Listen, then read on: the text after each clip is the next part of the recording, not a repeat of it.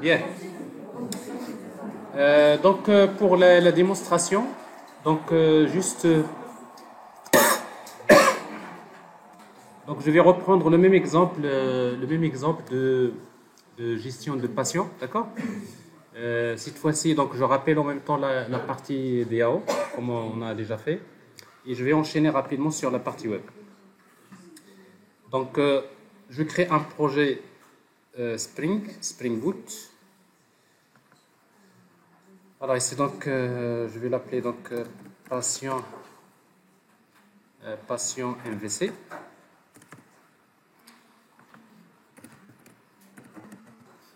Alors le groupe ID, artifact ID, donc bon, je reste toujours sur Java 8. Alors ici donc pour les dépendances. Alors pour les dépendances, donc c'est Spring Data GPA. Je commence toujours comme d'habitude avec une base de données de type H2 et après on va basculer vers une autre base de données. Donc H2 et après on a besoin d'utiliser Lombok et surtout la partie Spring Web. Alors Spring Web c'est ça, Spring MVC. Et après nous avons besoin, quand vous utilisez donc Spring MVC, maintenant il vous faut quel moteur de template? Alors ici donc template, si vous utilisez template engines, donc vous allez trouver en fait il y a Teamleaf, FreeMaker, Mustache, Groovy Template. Alors tout ça c'est des moteurs de template qui sont assez connus. Alors ici donc je vais choisir comme moteur de template Teamleaf. Donc vous voyez donc ça c'est les dépendances dont on aura besoin.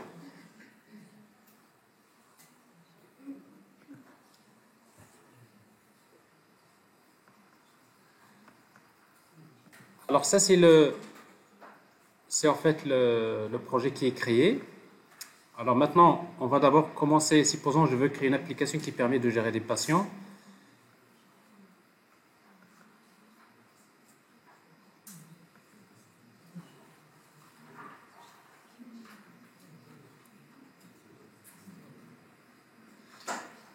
Alors pour créer une nouvelle application, plutôt une application qui permet de gérer des patients, donc je vais créer d'abord en fait un package dans lequel je vais mettre mes entities.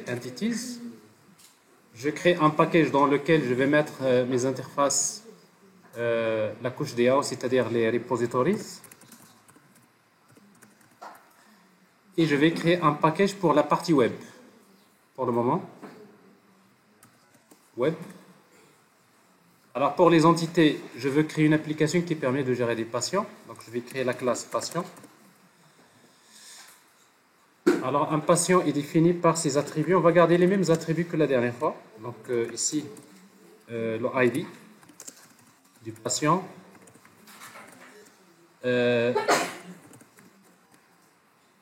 Quoi d'autre? C'est le nom du patient. La date de naissance.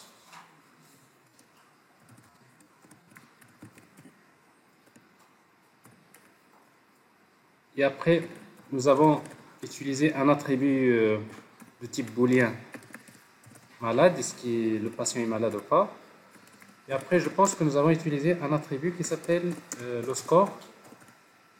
En fait, le score, en fait, c'est juste un nombre quelconque qu'on peut utiliser donc juste pour avoir différents types de données. Alors, pour que ça soit une entité, plutôt une entité GPA, donc d'abord, il nous faut les getters et setters. Donc, on va utiliser la notation data. Et après, je vais utiliser allArg constructor, c'est-à-dire un constructeur avec argument. Alors, en fait, noArg constructor, donc je l'utilise souvent, mais il ne faut pas oublier que la notation data, ça génère un constructeur sans paramètres. Donc, si vous utilisez la notation data, ce n'est pas la peine d'utiliser noArg constructor, parce qu'en fait, le constructeur sans paramètres, il est généré par défaut avec la notation data. Alors, pour que ce soit une entité GPA, donc nous aurons besoin de la notation entity. Il nous faut donc la notation ID. Et après, on veut que ce soit généré automatiquement. On va utiliser generated value avec la stratégie toujours identité.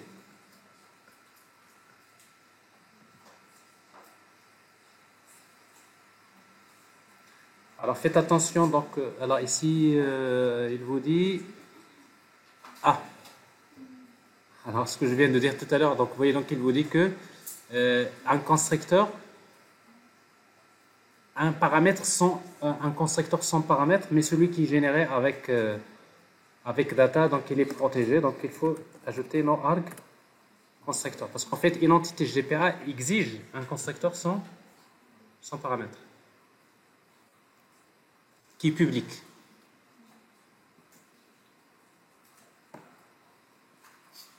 OK? Alors que celui qui est généré, le constructeur sans paramètre qui est généré avec data, il est protégé. Donc c'est juste, on revient toujours à ces deux annotations comme ça. Bon, alors quelques annotations que nous avons utilisées la dernière fois, notamment c'est la notation pour la date. Nous avons utilisé la notation temporaire parce qu'en fait on veut garder la date au format date et non pas en format timestamp. Pour ça, tout ça on a déjà vu. Alors ensuite on va créer notre interface basée sur Spring Data. On va l'appeler Patient Repository. C'est une interface. Extend GPA Repository. Patient. Et le type de l'ID, c'est long. Il faut juste faire attention parce que parfois, par erreur, au lieu d'utiliser interface, vous mettez classe. Et après, quand vous cherchez une classe, vous héritez de ça, vous aurez du mal à trouver c'est quoi le... Vous cherchez c'est quoi le problème, mais le problème c'est que ça doit être une interface et non pas une classe. Parce qu'en fait, une classe ne peut pas hériter d'une interface. Ce qui est normal. C'est une interface qui hérite d'une interface. OK? Bon.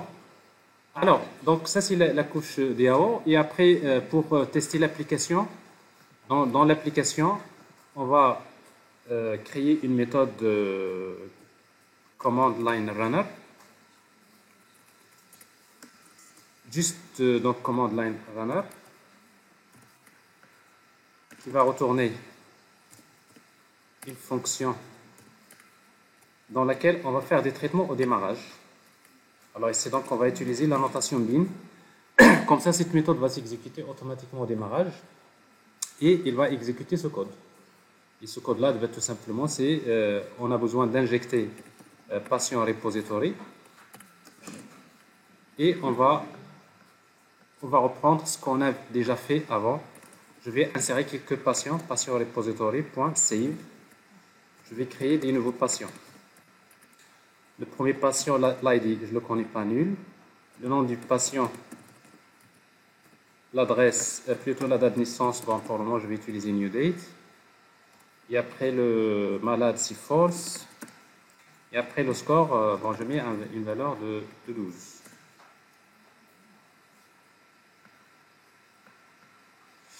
OK? Alors ça c'est, je vais ajouter quelques patients. 4 patients. Alors, Mohamed, Smin, Hana. Alors ici donc je mets des valeurs ici true, des valeurs différentes.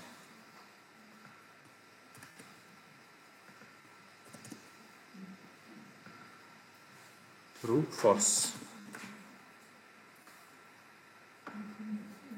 Et après, donc, je vais afficher la liste des patients. Donc, je vais utiliser au démarrage patient repository.find all for each. Alors, for each, pour chaque patient, donc, je vais afficher les informations sur le patient, c'est-à-dire, je vais afficher get name, get nom. Voilà. Alors, ça, vous voyez, donc, en 5 minutes, donc, je rappelle un petit peu ce qu'on a fait dans la couche DAO, dans la première activité pratique.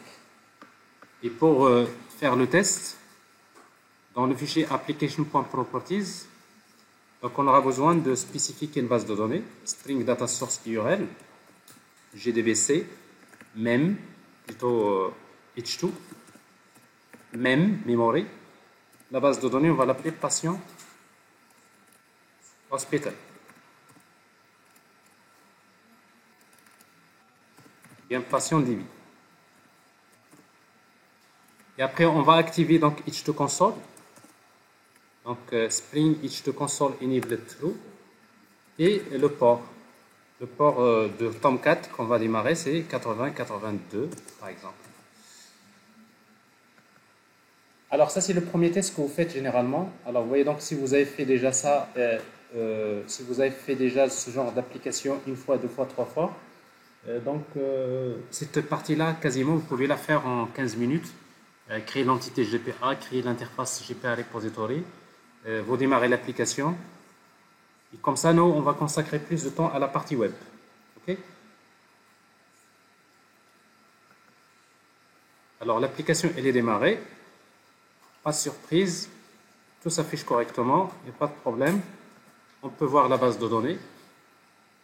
Pour la voir, on va regarder sur localhost 80-82. Each to console. On a bien notre base de données GDBC each to mem, c'est patient DB. Et nous avons la table patient qui est générée et nous avons des données ici. Donc jusque-là, c'est juste un rappel de ce que nous avons fait la dernière fois. D'accord? Alors maintenant, je vais passer à la partie web. Je veux créer une application qui permet de gérer des patients. Donc ça veut dire que j'ai besoin de créer un contrôleur. Alors, dans le package web, je vais créer une classe que je vais appeler patient controller.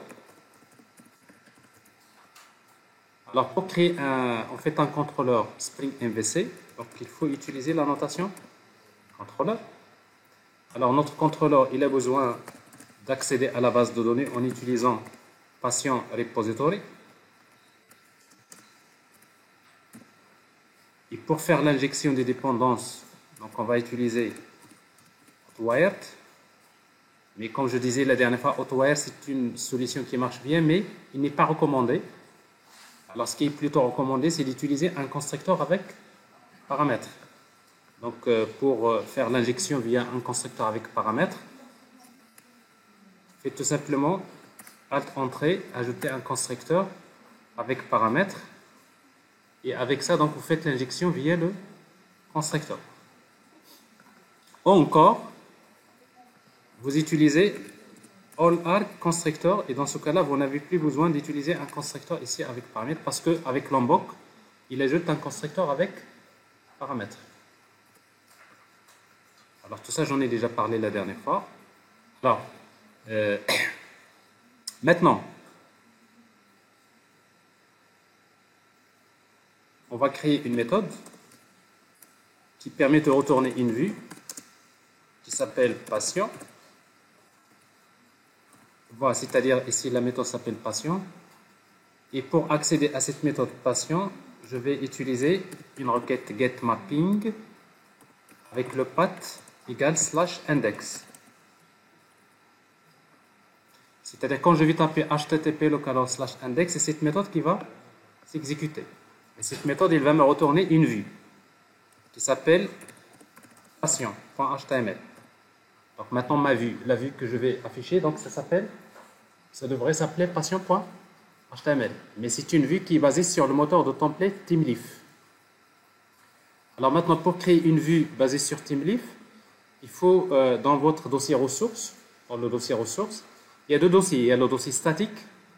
Alors le dossier statique, ça sert pour les ressources statiques. CSS, JavaScript, les images, etc. Mais les vues qui vont être traitées côté serveur, et on va les créer dans le dossier templates. Alors dans le template, donc, je vais créer un fichier HTML. Donc HTML file. Alors je crois que ici, donc, je vais voilà, une page HTML que je vais appeler patient.html.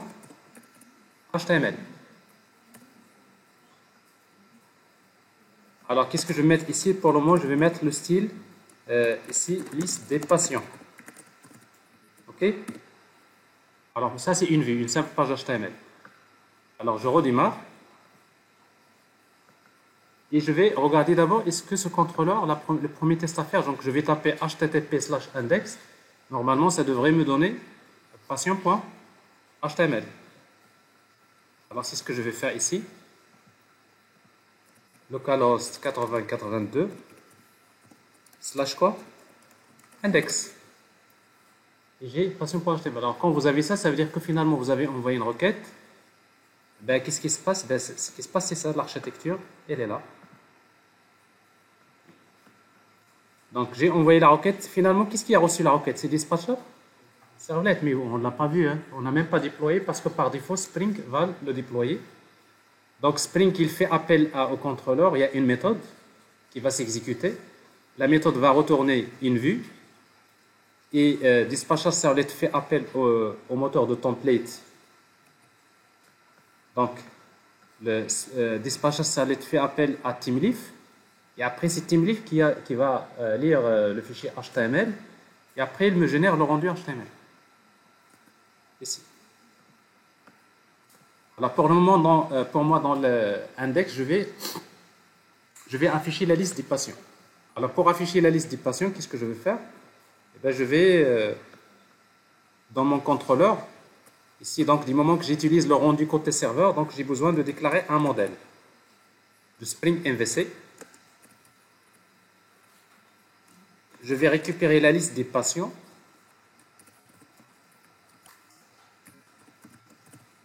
À partir de patient repository, je fais find all. Donc, je vais vers la base de données pour chercher la liste des patients. Et ensuite, cette liste-là, je vais la stocker dans le modèle en utilisant modèle.add attribute. Ici, je vais créer un attribut qui s'appelle liste patient dans lequel je vais placer cette liste. OK? Donc, liste patient. Et je reviens à la vue. Donc, ça veut dire finalement, qu'est-ce que je suis en train de faire?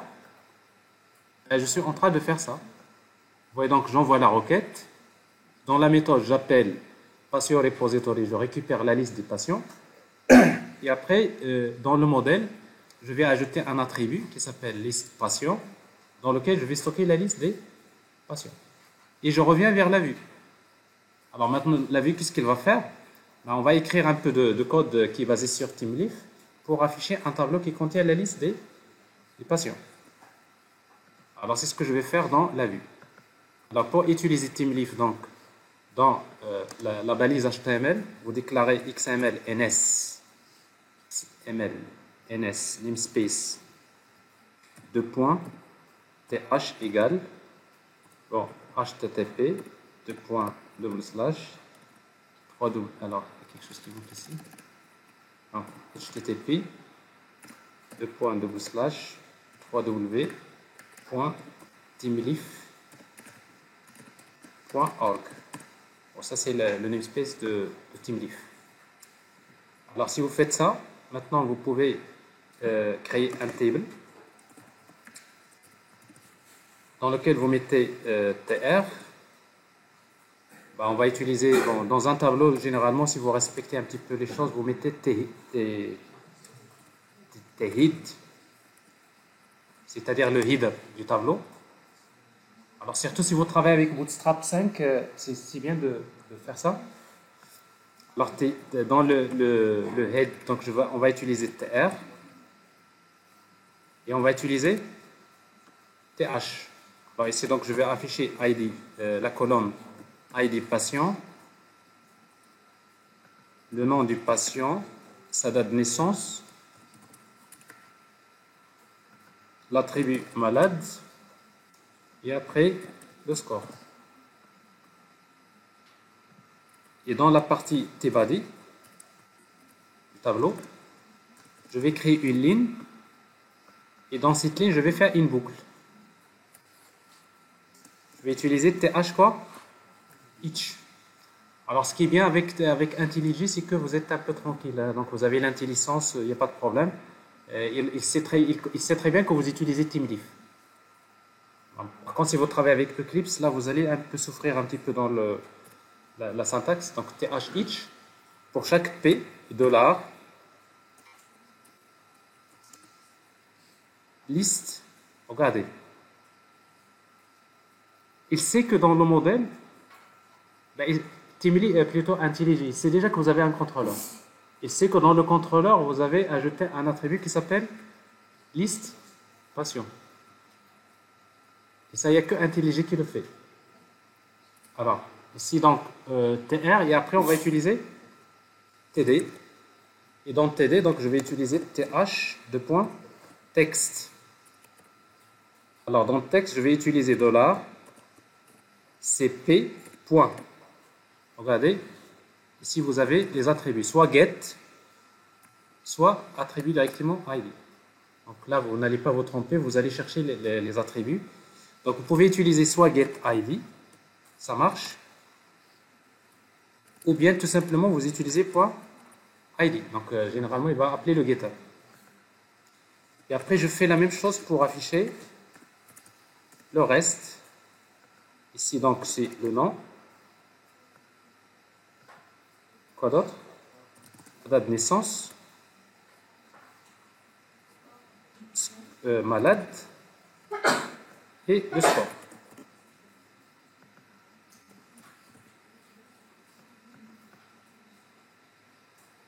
Alors, je préfère que vous suiviez la démo parce qu'après, vous saurez le faire vous-même, à moins si vous allez plus vite que moi, donc vous arriverez à le faire. Alors, donc, ici, donc, vous avez ça. Je redémarre. Alors, pour le moment, là, je suis obligé à chaque fois de redémarrer pour voir le résultat. Après, par la suite, si vous voulez pas à chaque fois redémarrer, donc il va falloir utiliser une dépendance qui s'appelle DevTools. Donc ça, j'aurai l'occasion d'en parler après. Alors, donc je redémarre et je regarde. /index. Vous voyez donc ici, donc j'ai ma vue TeamLeaf, donc il m'affiche bien la liste des patients. Alors maintenant, je vais utiliser un peu de Bootstrap. Alors pour utiliser Bootstrap, il faut intégrer une dépendance. Le plus simple, c'est d'ajouter une dépendance qui s'appelle WebJars Bootstrap. Alors, je vais utiliser Bootstrap 5 si vous voulez. WebJars Bootstrap Maven Dependency. Alors, en fait, WebJars, c'est une dépendance de Spring. En fait, c'est une dépendance Maven qui permet d'intégrer. Je choisis la version. Par exemple, si vous voulez intégrer Bootstrap, au lieu de télécharger les librairies Bootstrap, directement avec un jar qui contient déjà ces dépendances. Donc, je prends la dépendance WebJars Bootstrap et je vais l'ajouter dans le fichier POM.xml. Alors, dans POM.xml, on va ajouter cette dépendance. Et après, ici, donc, update, load Maven changes. Bon, je laisse Maven se connecter pour télécharger Bootstrap, WebJars.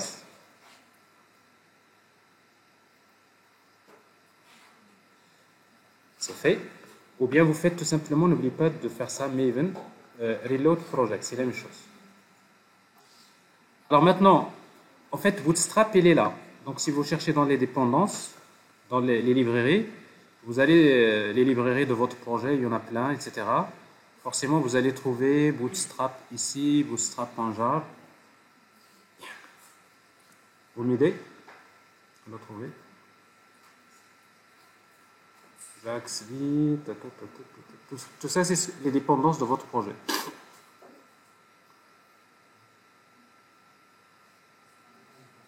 Il est en bas? En haut? Je l'ai dépassé? En bas. Tout en bas.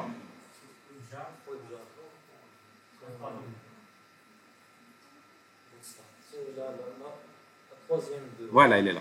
Tout en bas, oui. Alors ici, vous avez WebJars. Vous voyez donc finalement dans WebJars, vous avez les ressources. Alors ça, c'est Popper.js. Parce qu'en fait, WebJars, c'est-à-dire il vous ramène en fait jQuery, il vous ramène Popper.js, il vous ramène également Bootstrap. Alors c'est donc vous avez WebJars, Bootstrap. Alors si vous regardez ici, donc vous allez trouver Bootstrap. Si vous cherchez, là vous allez trouver donc ici un dossier WebJars D'accord? Et vous allez trouver CSS. Et là, vous allez trouver les fichiers CSS. Alors maintenant, comment on va les utiliser? Alors pour les utiliser, donc on va écrire dans notre page HTML, ici,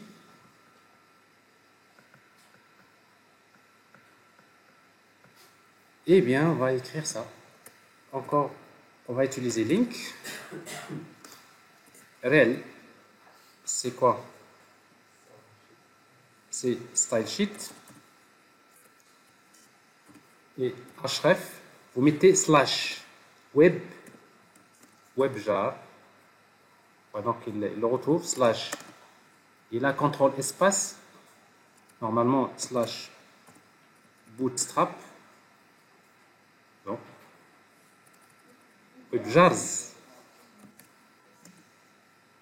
Voilà. C'est webjars. Slash bootstrap, slash. Donc, contrôle espace, slash. CSS, slash. Le fichier s'appelle bootstrap.min.css.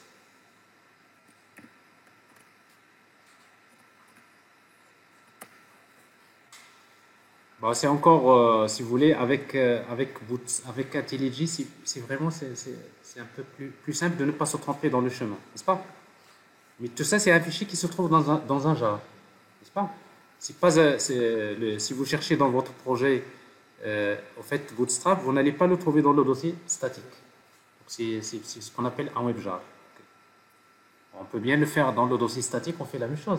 On copie Bootstrap dans le dossier statique, on met le chemin et ça va marcher également.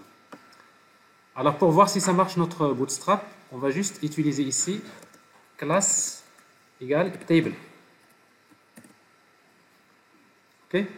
C'est la classe Bootstrap. Je redémarre et je vais regarder donc si bien.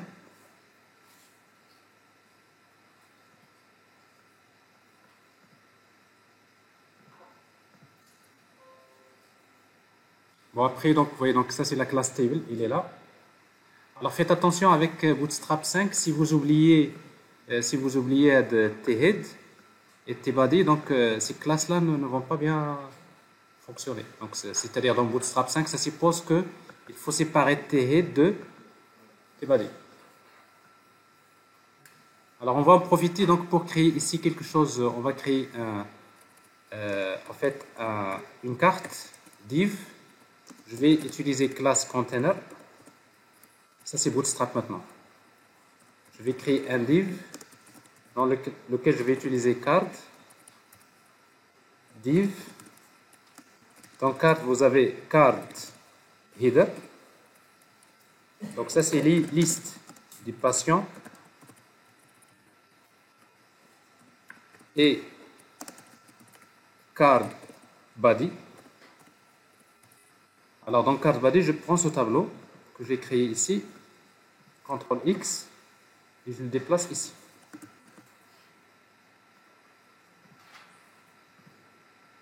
Alors tout ça c'est juste en fait un petit peu styler un peu ma page comme je le souhaite.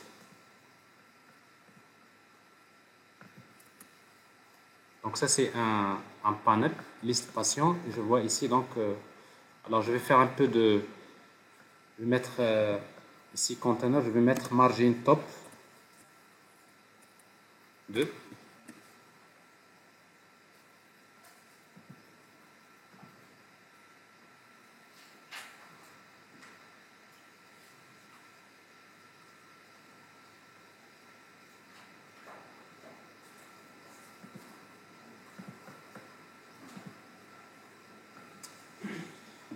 Voilà, alors ça c'est quand vous arrivez là, c'est à peu près, vous avez compris. Alors maintenant ce qu'on va faire, c'est qu'on va faire, on va faire une, qu'est-ce qu'on va faire? On va faire d'abord de la pagination. Alors pour faire de la pagination, donc ce que je vais faire, je vais basculer d'abord vers la base de données MySQL. Et comme ça, chaque démarrage, je vais ajouter des enregistrements. Comme ça, j'aurai beaucoup d'enregistrements dans la base de données. Et ça me permet de voir un peu la partie pagination. Alors pour basculer vers MySQL, qu'est-ce que je vais faire? Eh bien, on a déjà montré comment. Alors, pour travailler avec MySQL, qu'est-ce qu'il faut faire? Il faut d'abord, dans la dépendance form XML, il faut désactiver H2 driver. Donc ça, on va mettre ça en commentaire.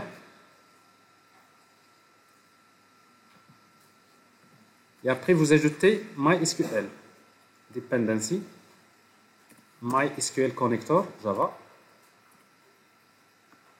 Donc ça, c'est la dépendance de MySQL. Ça, c'est la première des choses. Donc, je fais update. Et après, il faut changer dans le fichier application.properties. Alors ça, ce n'est plus H2. Ça, on n'a plus besoin. Maintenant, je vais copier un certain nombre de propriétés que j'ai déjà utilisées la dernière fois, si vous vous rappelez. Ça se passe dans le fichier application properties. Ben, on va prendre ces propriétés-là et on va les mettre ici. Alors, quelles sont les propriétés? Donc, d'abord, Spring Data Source, ça c'est l'URL d'une base de données H2. Alors ici, donc, je vais créer une base de données qui s'appelle patient DB patient ou bien patient DB. Alors la base de données, donc s'il n'est pas créé, donc il va la générer. Donc j'ajoute ici create database if not exist, c'est true. Username, root, password, DDL auto, je vais utiliser update, c'est-à-dire à chaque fois, il ne va pas écraser la base de données.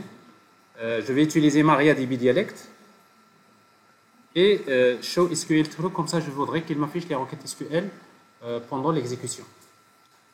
Alors maintenant, je vais démarrer XAMPP.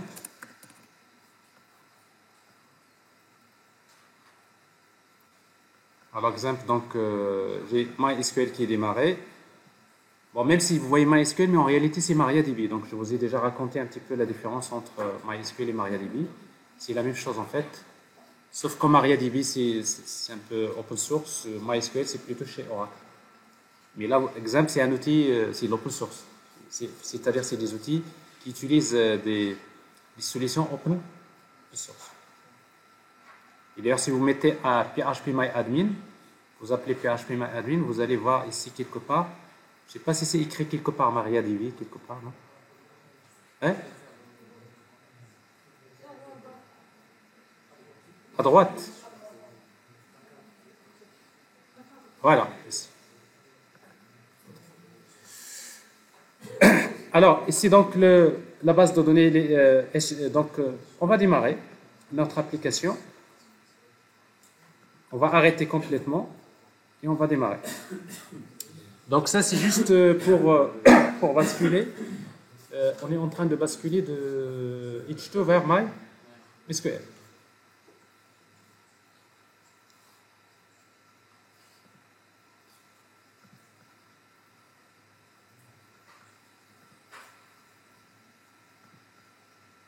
Alors, quand vous démarrez, ne fermez pas les yeux, il faut toujours regarder la console. Vous voyez, il n'y a pas de problème. Show SQL, ça vous permet de montrer qu'il a exécuté des requêtes insert. Ici, je vois bien les données. Et du coup, donc, je suis tranquille, donc je peux aller vers mon application. Je vois ici donc il y a les données, n'est-ce pas? Si je redémarre, il va faire encore insert, n'est-ce pas? La prochaine fois, je vais trouver combien d'enregistrements? 8. Si je redémarre encore, ça va être 12.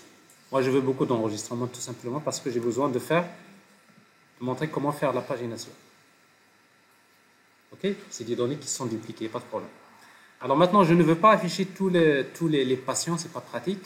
J'ai besoin plutôt de voir comment d'abord faire la pagination. Alors pour faire la pagination, donc je reviens vers le contrôleur, ici. Et là, je vais lui demander de dire, alors au lieu de find all, je vais utiliser find all, mais avec pageable, donc page request.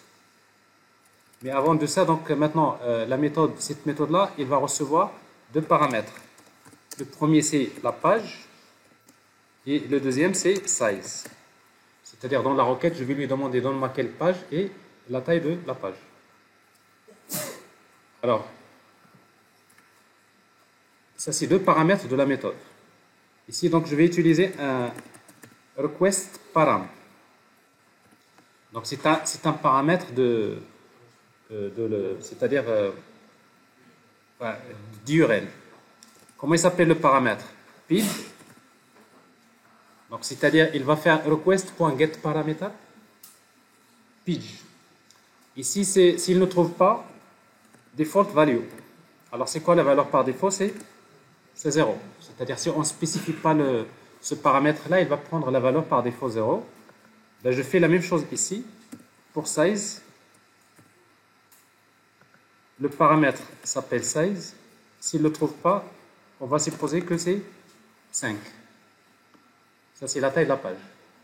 Et dans ce cas-là, ici, au lieu d'utiliser find all, je vais plutôt utiliser page request of.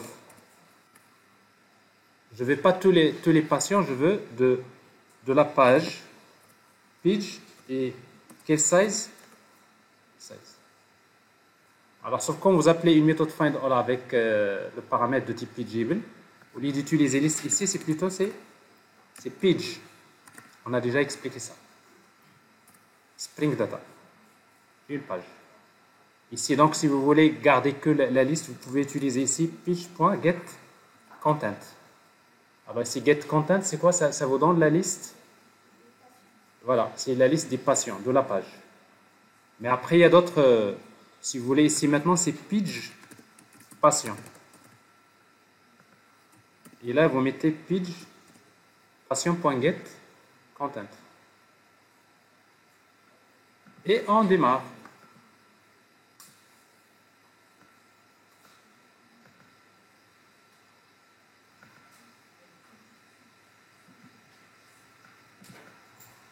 Alors, et cette fois-ci, vous voyez, donc, ici, il ne m'a pas affiché tous les patients, il m'a affiché combien? 5. Parce que par défaut, le size égale à combien? 5. Par défaut, page égale 0. Mais si vous voulez spécifier, vous mettez point d'interrogation page égale à 1, il vous donne la page suivante, de 6 jusqu'à 10. Si vous dites page égale à 2, il vous donne de 11 jusqu'à 15, etc. Alors, si vous dites page 2 and size égale à 3, ben, il vous donne la page 2, mais uniquement avec size égale 3. Donc, quasiment le contrôleur, maintenant, vous lui dites quelle page size il vous donne. Il n'y a pas de problème. Alors maintenant, sauf qu'on ne va pas taper ça sur l'URL, on va essayer d'afficher la liste des pages. Donc, on va essayer de naviguer. Alors, pour cela, donc, dans notre modèle, ici, dans notre modèle, on aura besoin de stocker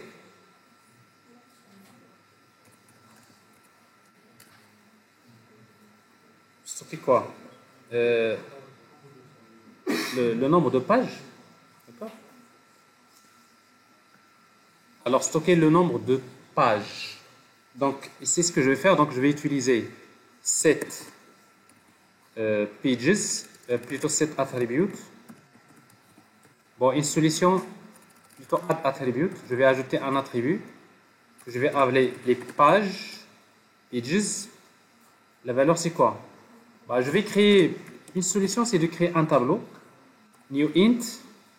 Je vais créer un tableau. Le nombre de pages que j'ai, c'est combien? C'est page patient. Il y a une méthode qui s'appelle getTotal pages. C'est-à-dire, dans le modèle, j'ai un attribut qui s'appelle pages. C'est un tableau qui contient combien d'éléments? Le nombre de pages. Alors, si j'ai ce modèle-là, maintenant, si je reviens ici, ce que je vais faire à ce niveau-là, alors si vous voyez là, donc cannot resolve malade, bon, je ne sais pas pourquoi il dit ça, mais ça n'a pas de sens. Alors, après table, qu'est-ce que je vais faire? Donc, je vais créer un élément UL, LI, et je vais faire une boucle. Sur ce LI-là, je vais utiliser TH each. Each quoi? Pour chaque page, je vais parcourir l'attribut qui se trouve dans le modèle qui s'appelle pages, n'est-ce pas? pour chaque page qui se trouve dans Pages. Qu'est-ce que je vais afficher? Je vais créer un lien A dans lequel je vais... Ça, c'est pas... ça, c'est pas TeamLeaf, c'est Angular. Parce qu'en fait, dans Angular, vous faites la même chose, mais vous faites ça.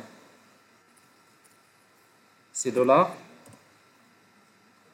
c'est Page. Alors, si vous mettez Page, on va voir ce que ça va donner.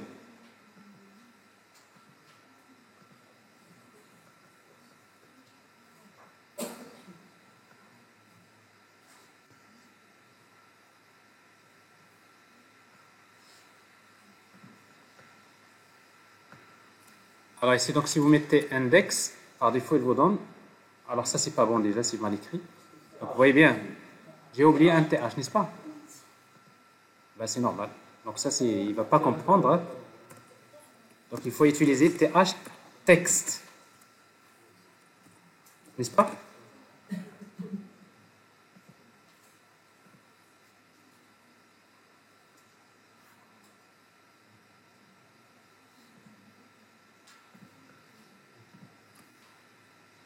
Vous voyez donc les pages, il y a les pages, mais ça, il vous affiche 0. C'est normal parce qu'un tableau de int, c'est quoi les valeurs par défaut? C'est 0. Moi, je ne veux pas afficher la valeur, mais je vais afficher l'index. Alors, pour parcourir avec TeamLeaf un tableau avec la key value, si vous voulez, plutôt, donc vous utilisez page, virgule, status. Virgule status from pages. Ici, au lieu d'afficher page, vous utilisez status. Point. Vous voyez donc status, il sait qu'il s'agit d'une page, donc si vous mettez index, c'est-à-dire vous avez l'élément, ce qui vous intéresse, c'est index. C'est l'index de l'élément. Alors si vous mettez status tout court, vous allez voir qu'est-ce qu'il va vous afficher. Le status, c'est un objet qui contient pas mal d'informations sur l'élément du tableau.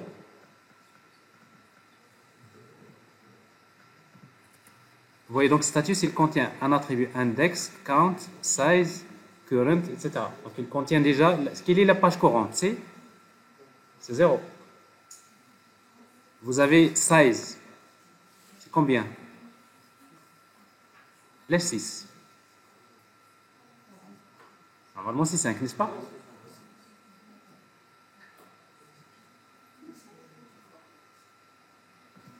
Attendez, si je mets par exemple size égale à 4.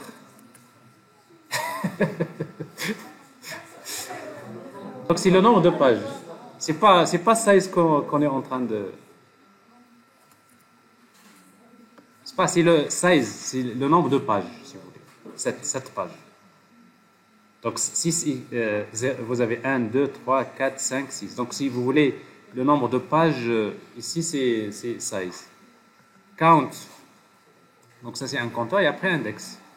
Alors moi maintenant je vais dire, je veux afficher status.index. Bon après, vous voyez donc ce qui dérange à ce moment-là, c'est qu'à chaque fois même je fais une petite modification HTML, je suis obligé de redémarrer. Alors pourquoi? Parce que par défaut, vous avez en fait, TeamLeaf utilise un cache. Et le cache, il est très important. Le cache, ça veut dire quoi? Ça veut dire que quand il génère du code HTML, il le place dans le cache. Et si vous appelez une requête et une autre requête, au lieu de régénérer le code HTML, il donne le résultat qui se trouve dans le cache. Donc ça accélère. Mais quand dans la phase de développement, le cache, il faut le désactiver si vous voulez. Alors vous avez deux façons de faire. Si vous voulez désactiver le cache, vous pouvez utiliser une propriété TeamLeaf cache, vous mettez false. Donc c'est-à-dire vous demandez à TeamLeaf, c'est pas la peine d'activer le cache. Normalement, dorénavant, quand vous changez quelque chose en HTML, vous faites actualiser, ça va marcher. On n'est pas encore en train de créer des applications réactives comme vous le faites avec Angular ou React, où vous avez un système de hot, reload, etc. Donc ça, c'est quelque chose que on ne parle pas de ça ici. Alors ici, donc, vous voyez donc index, j'ai de la page 0 jusqu'à la page 6. Alors maintenant, je ne veux pas les afficher comme ça, je vais les afficher en ligne. Et pour les afficher en ligne, qu'est-ce que je vais faire? Ben, je vais utiliser CSS. Alors, avec CSS, je vais utiliser classe, je vais utiliser nav et navpills.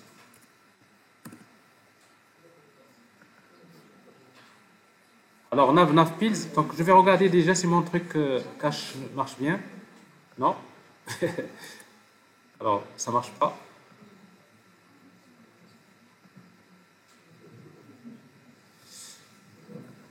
Alors, la deuxième solution à utiliser, c'est d'utiliser une dépendance qui s'appelle DevTools.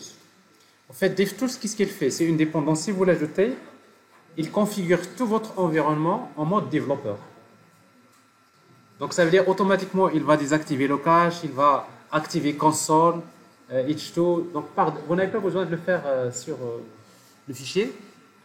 Mais par contre, si vous, avec DevTools, avec IntelliJ, si vous voulez qu'il s'applique, il y a quelque chose à faire sur IntelliJ parce qu'il faut l'autoriser.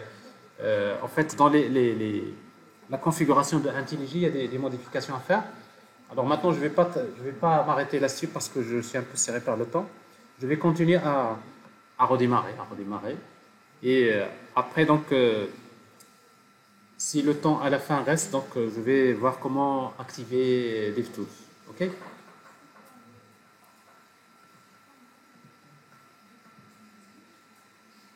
Alors, vous voyez, donc ça c'est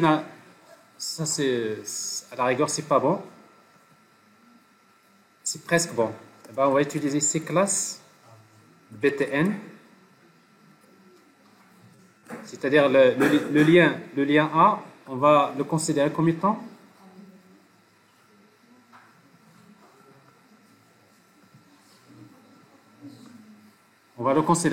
un bouton.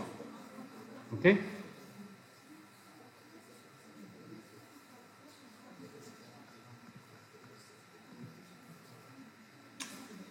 Alors ça a l'air de... n'est-ce pas? Alors si vous voulez, vous mettez encore btn outline, btn outline info. OK? Mais après, il faut sélectionner la page actuelle, n'est-ce pas? Alors, pour sélectionner la page actuelle, qu'est-ce qu'on va faire? Regardez.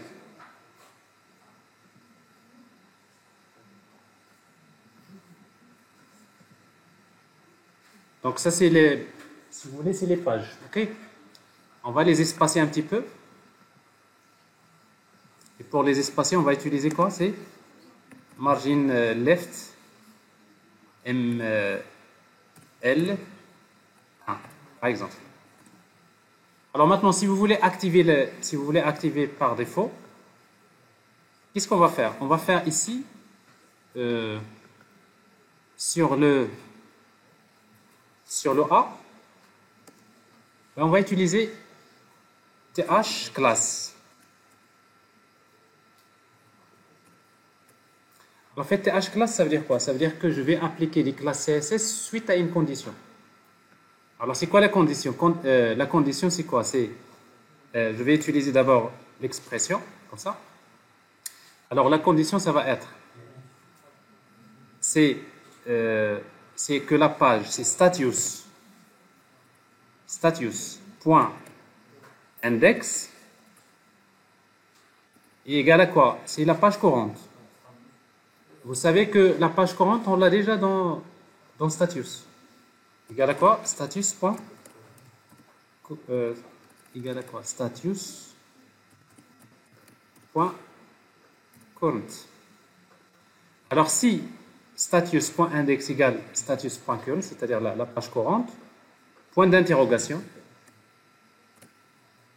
Alors c'est quoi la classe qu'on va appliquer? On va mettre btn si. On va mettre btn info, deux points. On va utiliser btn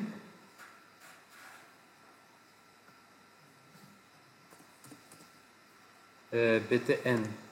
BTN. Outline. Outline info.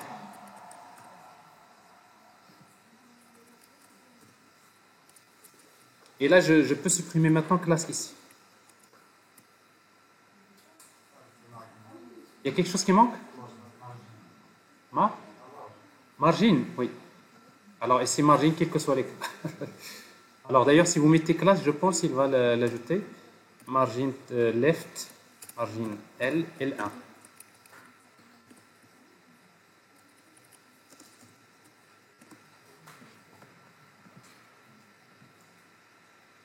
On va regarder si j'ai bien écrit cette expression-là, je ne suis pas sûr.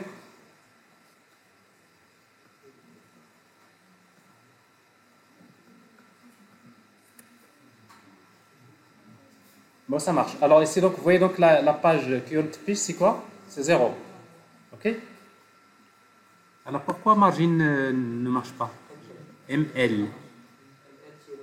Oui, tiret 1. Ah oui, d'accord, pardon. ML-1.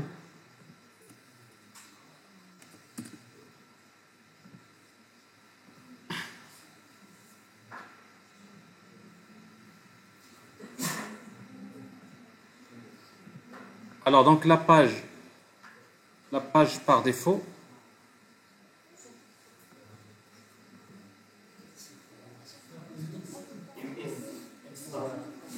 comment?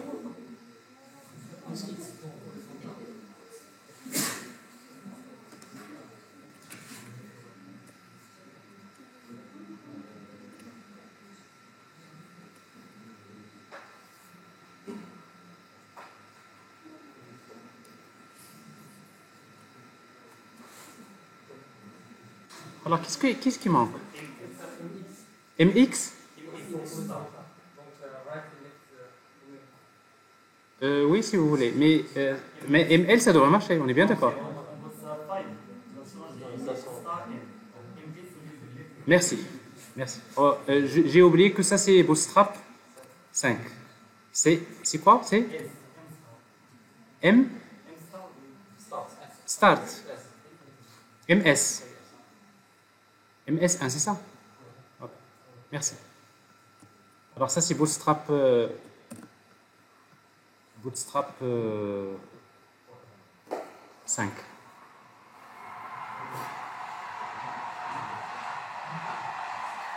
Au lieu de left, c'est start. Voilà. Bon, c'est un petit espace entre ça. Alors maintenant, qu'est-ce qu'on va faire? Quand je clique sur la page, on demande une nouvelle page. Donc ici, donc, je vais ajouter, toujours sur le A, on va ajouter TH href. Alors TH href, c'est-à-dire quand je clique, j'appelle quoi? J'appelle la même, c'est index. Alors je vais utiliser une expression comme ça. Référence, c'est index. Alors si vous faites ça, c'est-à-dire vous appelez toujours l'action index. C'est comme si vous envoyez une requête HTTP vers quoi? Vers slash index. Vous pouvez mettre ici slash index. Mais après, quand vous appelez index, vous allez lui transmettre des paramètres. Alors pour lui transmettre des paramètres, c'est pas la peine de mettre des choses comme ça, paramètres égale valeur. On met entre parenthèses, et là, TeamLeaf, il va le transformer. Entre parenthèses. Donc c'est comme si vous dites à TeamLeaf, je veux appeler la méthode qui s'appelle index. Mais en réalité, index, ça correspond à une méthode au niveau du contrôleur. Et dans ce cas-là, à quoi est égal le paramètre page? Égal à quoi? C'est dollar, plutôt c'est pas dollar, parce qu'on est déjà, c'est ça, c'est dollar, c'est une expression.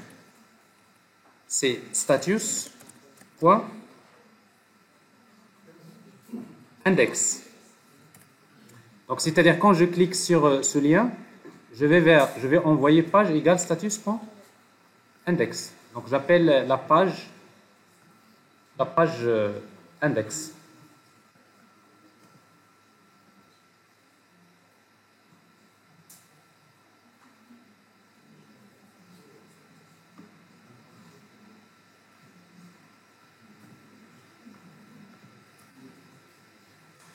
Alors, je clique sur 1. Alors, vous voyez donc ici, page égale à 1. Est-ce que la page a changé? Elle a changé, mais current page n'a pas fonctionné. Donc, ma technique n'a pas marché.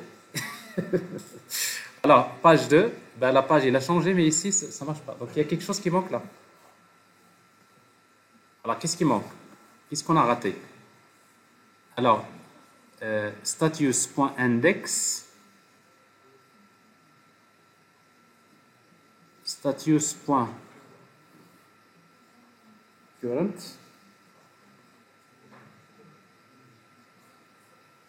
Alors, regardez, je vais afficher quelque chose sur le A, th-text ici. Je vais afficher ça et je vais afficher status.current.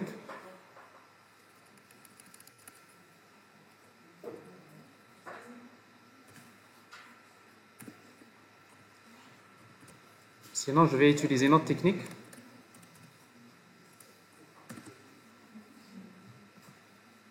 Alors, comme ça, on regarde déjà current, est-ce qu'il contient bien de la page courante? Je pense que c'est pas ça. Je pense.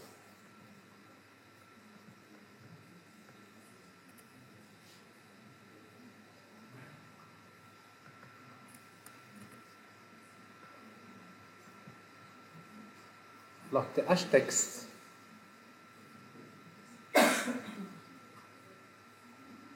C'est quoi ça? Ah.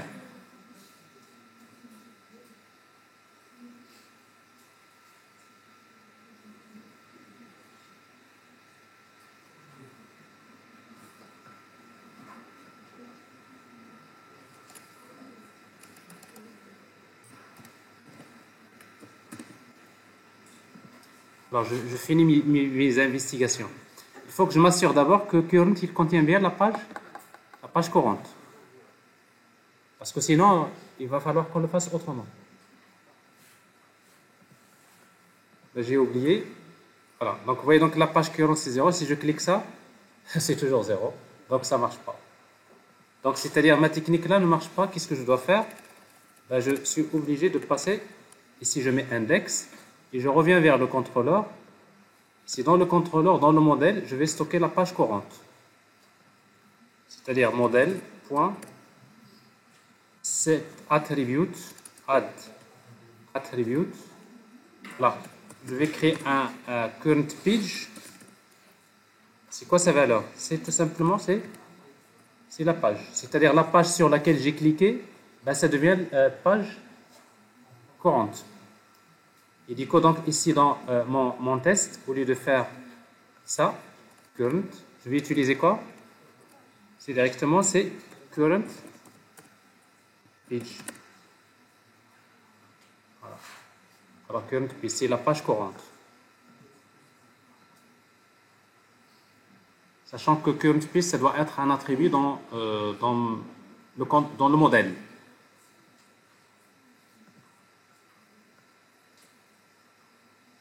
Alors là, ça marche. Donc, vous voyez, donc ici, c'est la page 1. Voilà. Je navigue entre les différentes pages. Alors, ce outline info comme ça ne convient pas. Alors ici, donc, on va mettre primary.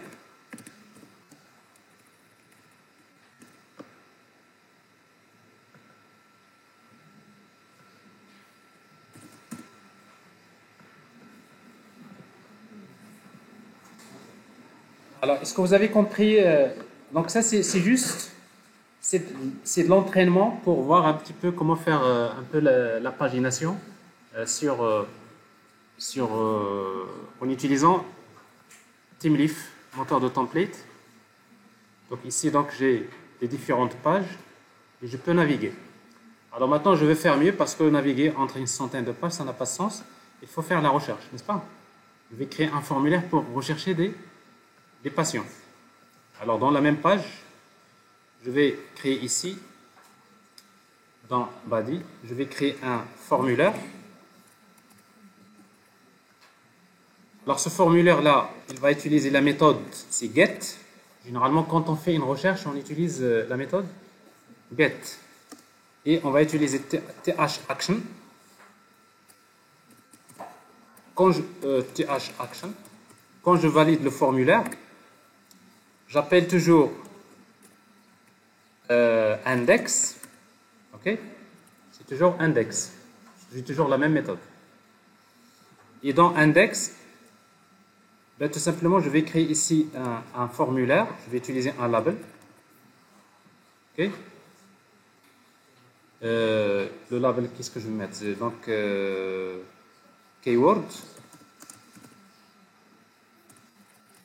Et on va créer un champ input de type texte name égale keyword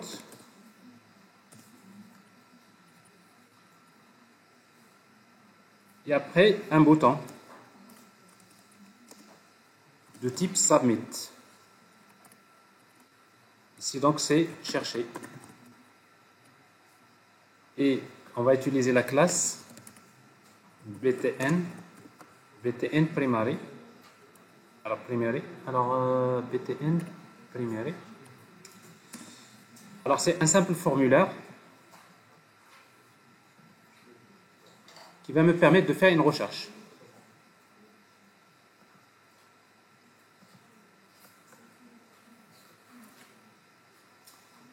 Bon, j'ai un formulaire ici.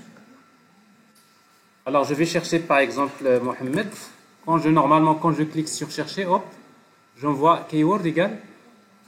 Alors maintenant dans la méthode index, il va falloir également que je récupère la valeur du keyword. Ben, c'est ce que je vais faire au niveau du contrôleur. Encore, je vais ajouter un troisième paramètre ici. Je fais copier-coller. Le paramètre, comment il s'appelle? Keyword avec W minuscule ou majuscule? Minuscule. Keyword. Keyword. Et la valeur par défaut, c'est une chaîne vide. Ici, c'est un string.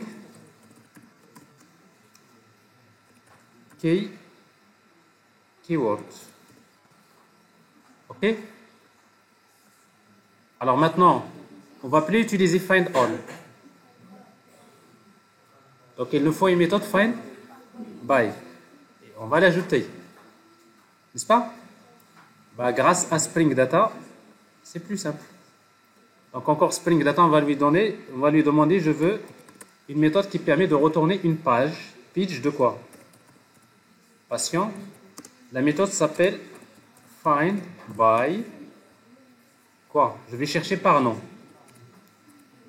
Contents. Qu'est-ce qu'il contient? String keyword. Et comme la méthode retourne une page au lieu d'une liste, il faut ajouter un paramètre de type pageable. Alors j'ai déjà expliqué ça. Pageable de Spring Data. Il faut faire attention. C'est-à-dire c'est une méthode qui est paginée. C'est presque le problème réglé. Je reviens au contrôleur. Donc au lieu d'appeler la méthode find all, j'appelle tout simplement find by no contents. Le premier paramètre c'est quoi? C'est keyword. Et le deuxième paramètre c'est page request. Il m'a fallu combien de temps pour faire la recherche? 30 secondes, 1 minute. Alors, on va regarder. Alors ici, on va faire index. Je vais lui demander, je vais chercher mot. Vous voyez, j'ai que Mohamed. Il y a combien de pages là où il y a Mohamed, you know? 4. Alors, sauf qu'ici, donc, j'ai besoin d'afficher la valeur actuelle. Et pour afficher la valeur actuelle de keyword, je vais mettre ici sur la partie input text, je vais utiliser th value. C'est quoi la valeur de la zone de texte? C'est celle que j'ai saisie. Donc encore, dans le contrôleur, j'aurai besoin dans le modèle, je vais encore utiliser add attribute, le keyword actuel, je vais le stocker dans le modèle avec un nom keyword. Et comme ça, dans la vue, à chaque fois que je veux récupérer cette valeur, je vais utiliser quoi? C'est $, c'est thValue keyword. Donc, vous n'avez pas besoin d'utiliser $, parce que je suis déjà dans l'attribut th. Donc il va regarder le paramètre.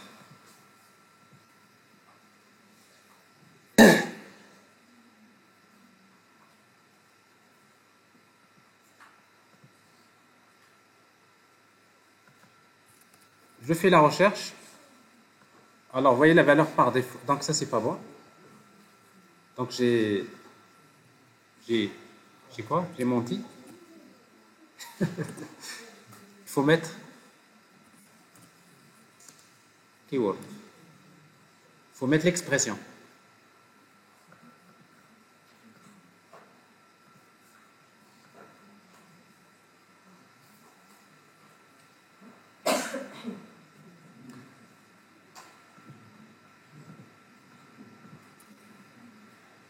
Alors, vous voyez donc le keyword par défaut, c'est quoi? C'est une chaîne vide. Et quand vous faites une recherche par une chaîne vide, il va vous ramener tous les patients. C'est pas très bon parce que si vous avez 50 000 patients, dès le départ, bon, c'est pas grave en tout cas. Pourquoi c'est pas grave? Parce que je fais la pagination. Il ne va pas charger les 50 000 patients. Alors, je vais chercher Mohamed.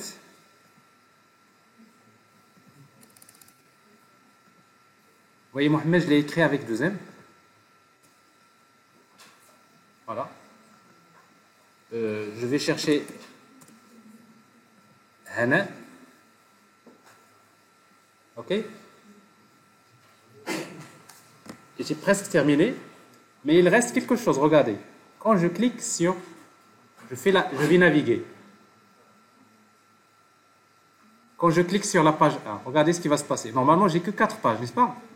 Mais quand je clique, hop, il oublie le... C'est-à-dire, dans la pagination, je n'ai pas pris en considération de garder le même keyword. Donc, il faut l'ajouter dans le lien. Alors, dans le lien que j'écris ici, j'ai envoyé donc le paramètre href page, n'est-ce pas? Et en même temps, je vais lui dire virgule. Alors, vous savez, size, ici, on ne le change pas, mais si vous voulez changer le size, vous mettez également virgule, size égale, n'est-ce pas? Size égale, c'est size actuel, mais si size ne m'intéresse pas, mais ce qui m'intéresse, c'est plutôt c'est keyword. Égale à quoi? Égale keyword actuel. Alors, c'est pas ici que je vais mettre ça, je vais mettre virgule ici. C'est keyword égale $, keyword. Alors là, maintenant, je garde sur le lien le keyword actuel.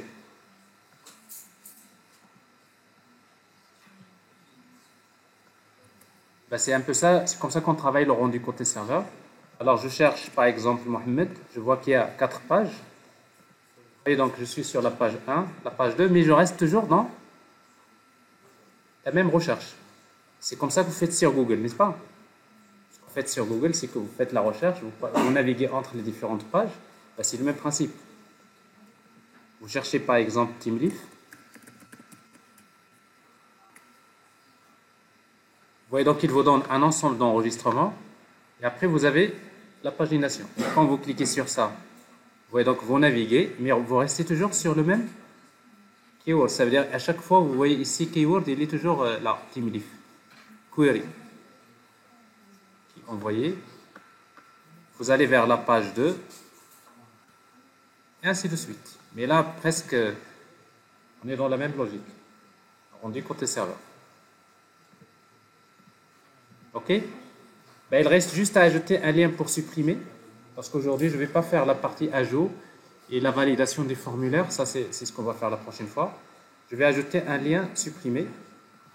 Je veux supprimer un patient. Alors, pour cela, ici, je vais ajouter. Alors, ne vous en faites pas. Ça, c'est ID comme ça. S'il n'aime pas trop, c'est comme s'il vous dit, au lieu de mettre ID, vous mettez get. get ID, c'est la même chose, hein. Ça marche. Mais même get ID, ça le dérange. Alors, s'il vous dérange comme ça, vous fermez et vous ouvrez.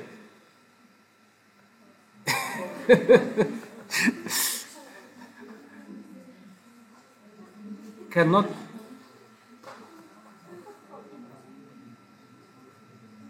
Oh. Après, vous allez me dire pourquoi il se laisse en rouge. Mais ça marche, il n'y a pas de problème. Donc, c'est-à-dire en réalité, quand vous mettez point, voyez TeamLeaf, c'est un peu bizarre parce qu'il sait qu'il y a ID, d'accord? Mais après, il vous dit, bon, un réseau, peut-être ici, il faut mettre, au lieu de P, vous mettez passion.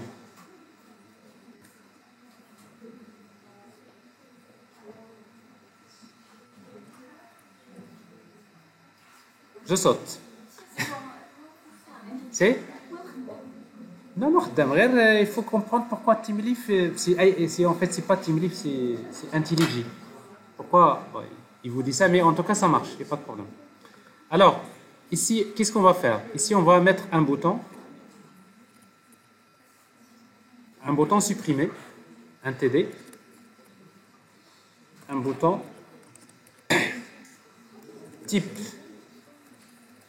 Alors, pour le moment, un simple bouton, classe, btn danger, delete.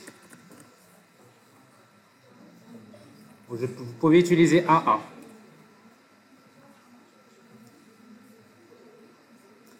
Alors maintenant, ce bouton-là, ben, qu'est-ce qu'on va faire? Ben, on va utiliser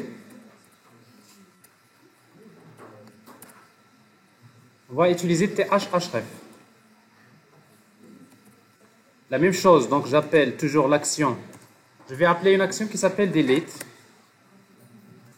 Et delete, je vais lui envoyer un paramètre. C'est quoi le paramètre? C'est ID égale la valeur de ID. Enfin, je vais faire quelque chose que vous utilisez d'une manière classique. Donc c'est p.id.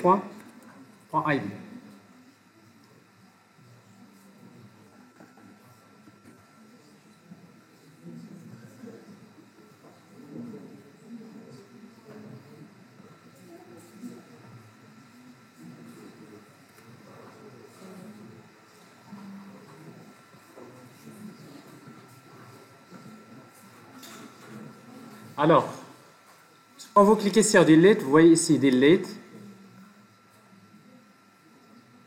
Alors maintenant, il faut ajouter l'action Delete. Ben, on va l'ajouter. Alors, combien de temps encore qu'il nous faut pour faire ça? C'est une formalité. Vous créez une méthode qui va retourner un string qui s'appelle Delete.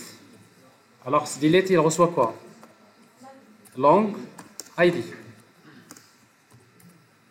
Et après, qu'est-ce que vous faites là? Vous utilisez passion repository.delete by ID.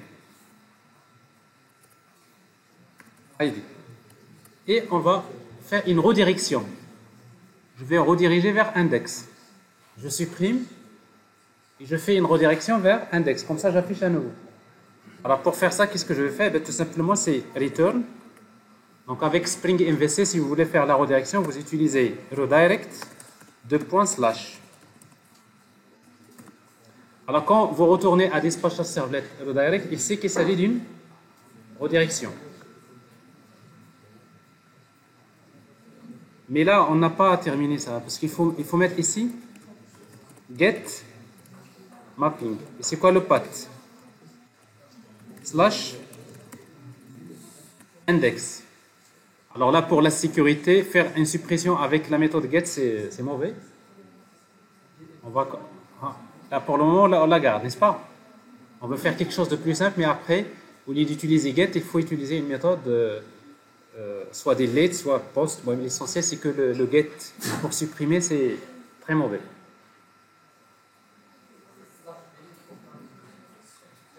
Bon, après, donc, parce qu'il est déjà 12h30, donc je suis en train de juste de faire une première solution, mais la prochaine fois, on va compléter ça. Il y a une erreur? Pardon, /delete.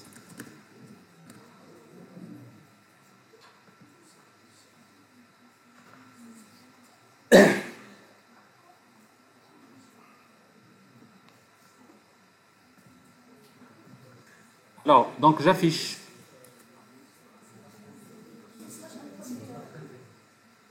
C'est quoi? Ah oui, d'accord. Bon, déjà, si je mets rien, regardez. Si je mets rien, bon, il me dit. Alors, c'est quoi, si vous voulez donner le truc par défaut, qu'est-ce que vous allez faire? Vous faites par exemple, si vous mettez slash et vous mettez rien, donc ici, vous l'appelez default. Ici, il n'y a pas de paramètres. Alors, default, c'est un mot-clé.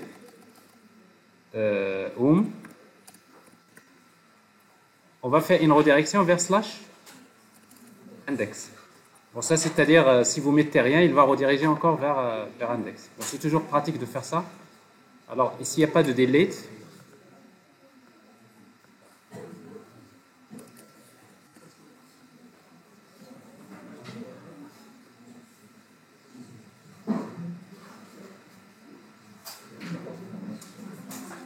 Donc, si vous tapez localhost 8082, vous mettez rien, il fait redirect vers index.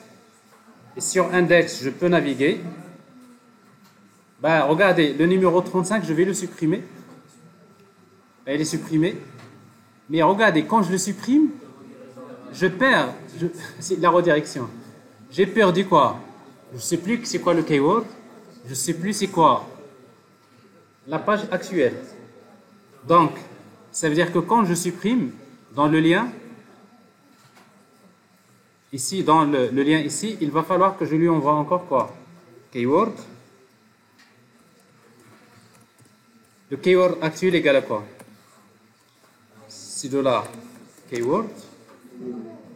C'est pas ici. Donc, virgule. Keyword égale keyword. Virgule. Page égale. C'est quoi? C'est status point index. C'est pas status, c'est current page. Voilà. Donc je garde la page courante. Ben, il dit quoi donc dans le contrôleur? Finalement, je vais recevoir combien de paramètres? 3 paramètres. C'est quoi le premier? C'est string keyword. Et le troisième, c'est page. Alors, vous voyez, donc, si vous n'utilisez pas request param, alors par défaut, regardez, ça a marché pour ID. Par défaut, il utilise le même nom de l'attribut. Donc, c'est-à-dire, il suppose que l'attribut s'appelle keyword. C'est-à-dire, vous n'êtes pas obligé d'utiliser request param. Bon, ça marche, mais à condition que le paramètre porte le même nom que la variable. Et quand je redirige maintenant, vous voyez, donc quand on fait la redirection, pour garder les mêmes paramètres, je suis obligé de mettre à quoi est égal page égale page plus end keyword égale à quoi? Égale keyword. Et là, on a pris 1h30 pour comprendre un peu comment ça marche Spring MVC avec Teamleaf. N'est-ce pas? Donc ici, donc, ça c'est le rendu côté serveur.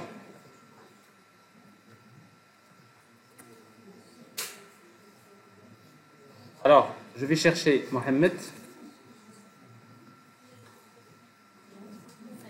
Oui. Ah. Alors, je vais chercher Mohamed. Vous voyez, donc il y a combien de pages? 5 pages. Je vais supprimer. Alors, je reste dans la page courante. Vous voyez? Je supprime. Je reste toujours dans la page courante et je suis dans le même keyword. Mais supprimer comme ça, c'est pas bien. On va quand même afficher un message. Êtes-vous sûr de vouloir supprimer? Et là, je fais quelque chose de plus simple en utilisant un clic. Un peu de JavaScript ici. C'est quoi? C'est return confirme la fonction confirme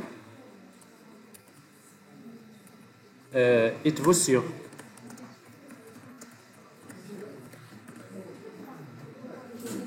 Alors ça c'est le plus simple. Il est midi 34. Alors si vous faites ça, donc vous aurez quoi? Donc vous voyez, donc vous cliquez dessus, bon, il vous dit êtes-vous sûr? Non, il ne fait pas. Si vous dites oui, il supprime. C'est clair? On navigue, il n'y a pas de problème. On a réglé tous les problèmes. Bon, ça c'est l'approche rendue côté serveur. Si vous voulez dire, bon, moi je ne veux pas utiliser l'approche rendue côté serveur, je vais utiliser l'approche rendue côté client parce que je ne veux pas utiliser TeamLeaf, n'est-ce pas? Alors qu'est-ce que vous allez faire? Ben, dans le contrôleur, vous allez créer une méthode qui permet de retourner la liste des patients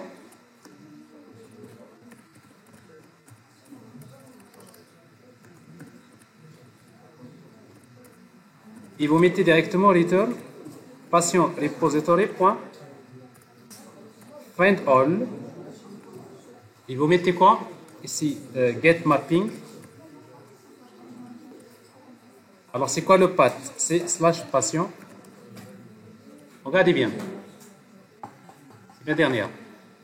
Quand je mets slash patient, cette fois-ci regardez, je ne reçois pas un string, j'ai la liste des patients.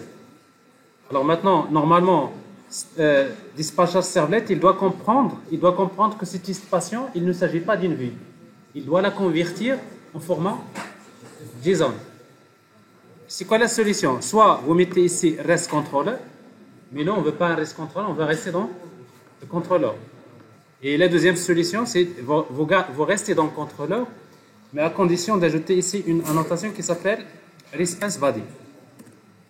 Alors, l'annotation response body, c'est dire à dispatcher servlet que ce résultat-là, tu vas le sérialiser dans le corps de la réponse. Donc, vous voyez finalement, c'est quoi un REST controller? Un REST controller, c'est un contrôleur qui utilise toutes les méthodes response body. Et encore, j'ai mon application qui marche d'une manière normale. La seule chose maintenant, si je fais slash, c'est 80, 82. Si je mets slash patient, je vais avoir la liste des patients. Oui. Alors 80, 82, slash patient. Vous voyez donc j'ai la liste des patients format JSON. Et maintenant, si vous voulez travailler avec Angular, plutôt on ne va plus utiliser TeamLeaf, mais on va dire voilà, notre backend il nous donne les données. C'est la même chose. Donc, c'est-à-dire finalement, c'est ça ce qui est intéressant dans Spring, c'est que si vous savez créer un contrôleur, il faut d'abord comprendre la logique, comment travailler avec MVC côté serveur, avec un moteur de template comme TeamLeaf. C'est ce qui nous intéresse. Et après, si vous voulez faire une approche rendue côté client, après ça, c'est l'étape suivante. On va voir que finalement que tout ce qu'on fait avec ça, avec TeamLeaf, on va le faire avec Angular. Et ça serait mieux encore. Est-ce que c'est clair? Voilà. J'espère que j'ai enregistré tout ça. Heureusement.